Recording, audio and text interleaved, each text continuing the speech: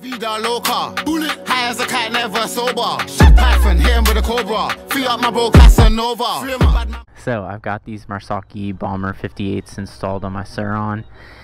I upgraded from the stock RST killer forks, and I'm just gonna ride around a little bit and let you know my thoughts. Let's check it out.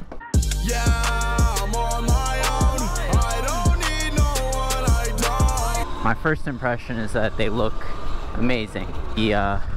I don't know what to call these, the stanchions? The width between the two is greater too, so it gives the bike like this awesome wide body look to it. It looks sick. And just in terms of like their support, they're definitely not gonna bottom out nearly as easy as my stock forks did. Just popping a wheelie like that, they'll bottom out. Going off a curb, they'll bottom out, which I actually got really used to, and I ended up kind of liking how cushy they were, and they're kind of springy too, so they sort of help you pop the wheelie. Just absorb the shock.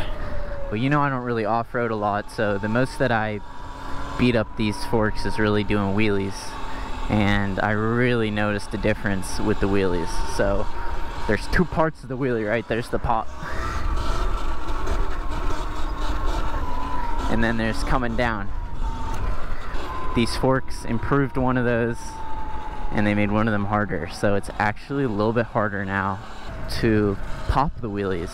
They're not as like springy as the old forks, and I think the old forks were springy because I just never took care of them, and that's sort of what ends up happening. Even with the rebound turned all the way up on these, it doesn't quite have the same like bouncing effect that the stock ones do. Can still obviously get up, but you gotta put your back into it a little bit more.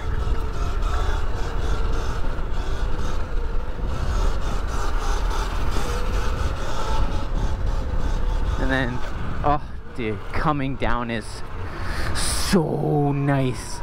So on the old forks, when I came down, I could feel it in my wrists. Now, I can't even tell you when I hit the ground. I just feel it.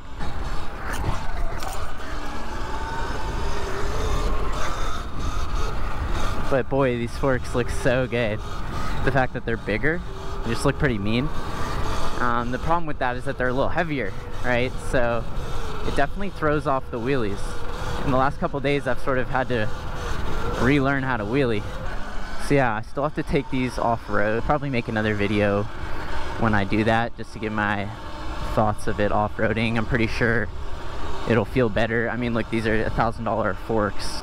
Do a little jump.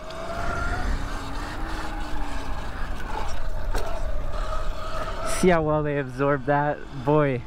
So at this point, there's two things I really want to do to the bike to get a new headset. I do have a new headset that I installed the same day that I installed the fork, and it's still loose. It's just as loose as the stock headset. And the second thing I'd like to do would be get a new shock in the back.